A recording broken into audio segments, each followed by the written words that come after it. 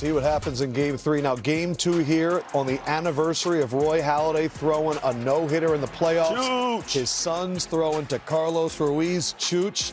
And we saw some great pitching in this one. Snell on fire early, Pedro. Yeah, I was really impressed. I thought Ohtani pitched well, but man, Blake Snell is like in mid-season form and nice and fresh. Great news for the Dodgers. Scary first inning for Luzardo, and then he went crazy. Get this, tonight was just the second game in MLB postseason history that both starters allowed one hit or less through 6 innings. That's the kind of performance you saw. Game of his life. But it all changed in the 7th inning, Curtis, like it always seems to with the Dodgers. There's just so many bats there, you know, one MVP after another MVP, and you just give them opportunities. Eventually, somebody's going to get a hit. The thing is, they strung those hits together in the 7th inning like they were able to do tonight. Luzardo's night would end with 6 innings pitched and 5 Ks. A broken bat for Kike, scores Teoscar. It was the Hernandez brothers at it yet again, J-Roll. Yeah. You know, that's one of those plays. Look, it's a tough play you're coming in. You know you got to make the throw to get the guy. But as a shortstop, you have to make that throw up the line. Right. Give the catcher a chance to catch the ball and block him off the plate, or at least make a good tag without reaching back across. It just feels wrong that Will Smith is doing damage in Philadelphia. He's from West Philly, huh? That's what I thought, born and raised. But today, he knocks it through. It would then become 4-0 as the Dodgers were pouring it on. We came down here, Curtis. We thought it was over, and then they brought us back in. It's not over till it's over. Get runners on, cause a little pressure. Anything could happen, and we thought we might see it happen as this is getting now down to a 1-run lead. Castellanos called safe there on what many believe was questionable base running. And then you could raise this question again. Bryson Stott lays down the bunt, thrown out at third. I see nothing wrong with that play. I mean, you might get mad trying to play for the tie, but you're at home. You have to win the ball game. Put yourself in position. If we tie this game here, we can possibly go to extras. And this heart was in our throats. The skip throw there to Freeman. He digs it out. He gets the out. And the Dodgers win both games in Philadelphia. The Dodgers have now won 9 in a row. That top of the lineup for the Phillies, including Kyle Schwarber, who is now 0 for his last 21 with 13 Ks. They can't get it done. The comeback falls short. And the Dodgers have been showing grit. Just ask Blake Snell. What can you say about the grit of the team? Just that pick by Freddie, the bunt defense. Will's playing with a broken hand. Yeah, no, it's unbelievable. And then Muncy on the bunt to go 3 as well. I mean, what a wild inning, but to play here, get 2 wins in this environment is special, and the team's clicking right now. It's a lot of fun. It was an impromptu play that I just told Mookie, you know Stott's going to bunt. He's a good bunter, and so let's just run a wheel play. Those guys executed it to perfection, and for me, that was our only chance really to win that game in that moment. I love the fight in the 8th and 9th inning. They fought like hell, and hopefully that carries over into Wednesday. But this is a resilient group. Our backs are against the wall. You just got to come out fighting. Yeah, does it suck that we didn't get a win here? Absolutely. But now we have to go out there. We have to focus on one game at a time. There's no looking ahead, right? And make our flight back home here in Philly, because we're going to be coming back at some point and make it worth something. All right, so we're out here because we're going to break down the bunt, which seemed like the pivotal moment in the game. But first, we got to talk about Blake Snell.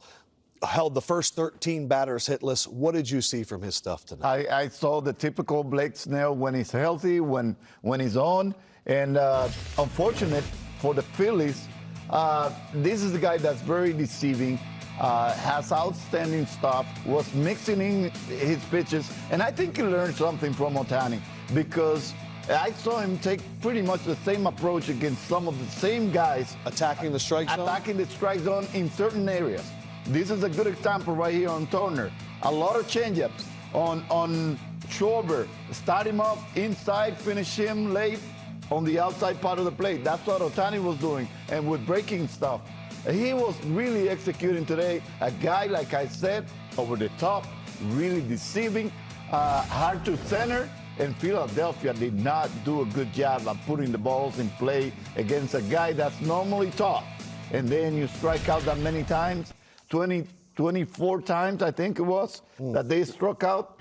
in the last two games. That's way too many strikeouts. You can never overcome that against a good team like the Dodgers, and especially having guys like Blake Snell do what he did tonight. Heading into that ninth inning, batters 2 through 6 for the Phillies. So this is Schwarber, Harper, Bohm, Real Muto, and Castellanos. 0 for 15 with 5 Ks.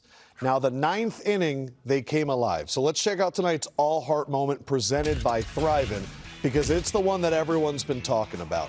Philly started off going single, double, double, shows a bunt. Jimmy, what are you seeing here? Well, what should happen is that on that first pitch, Castellanos should have... What's this play where the second and short? So the will play means we're giving up second base. Right. We're going to take our chance and get the out at third. Worst case scenario, he's safe, we get the out at first. Gotcha. But as a base runner, you have to see what's going on. Mookie isn't really holding him on. He's just kind of standing right there behind him. And what I didn't like about his lead is Castellanos went straight out. You're always taught at second base, when you take your lead, you walk towards the shortstop. Because it looked like Mookie's in a dead sprint. Right, and you're almost at, at that position, he can feel Mookie, he can hear Mookie. When Mookie moves, you move with him. But remember, there's no forced play. There's no forced play at third. He's got to tag you at third. He has to tag you at third. So they're giving up second base. That means I can get as far as I can because no one's going to be at second base for a back pick. Turn around I can and always get back. He didn't do that. He was just kind of sitting there almost like there was no game plan. Like what to do. If I can read this bunt and it's short, I can always get, and it's short and I can get there, I can go. Right. If not, I can go back. I can dictate a lot of things as a runner. If I take this lead as I'm coming back, Curtis is there, he's holding me on, okay, perfect. The bag is here. They can't pick me off. Third base coach is watching the second baseman. I have my eyes on him because he's probably already away from me because he has to get the first. Right. So I'm going to walk back, and I want to see exactly where Curtis is. If there's a pick, two things. He's going to have to go around me, and I can just cut him off right here. Because if he bumps me, I get the advance to third. But also, as the play goes on, if I'm here, I'm standing here, I'm not worried about the pick at second. As Mookie is hitting there and the pitcher lifts his leg, I can see the ball in the strike zone. I have to anticipate he's going to bunt that pitch. And with no one at second base, I can get down as far as I can. The catcher is not going to run back and try to get me at second base. So as Mookie starts to take off and he goes, I'm going right there with him as fast as I can, as far as I can, because I do want to get to third. But if I see that Mookie's 4 or 5 steps ahead of me, I can hit on the brakes. They're going to yell third because that's what it looks like I'm doing. Yes. I can go back to second. Now there's runners on first and second and nobody out. But the most important thing for those out there, base runners, when you're on second base, find the shortstop. Your third base coach is going to take the second baseman. We're not worried about the pick. They showed us on the first pitch what exactly they're doing. They're crashing. Find the shortstop. Get in his face. I want to feel you. What's going on, Curtis? You good? Hey, what? Okay. The only way he can pick me is by running through me. If he runs through me, I get a free advance. But that way, like I said, I want to feel him. You can take a lead Curtis, that deep. as deep as you want to. You can take a deep. You can take a lead to center field if you like. Now you could get picked off, but you can do that. They tell you to come deep, get right next to him. And as a shortstop, if we were reversed, if you do that, I'm going to play with you. I'm going to mess with you. You come back towards me, hey.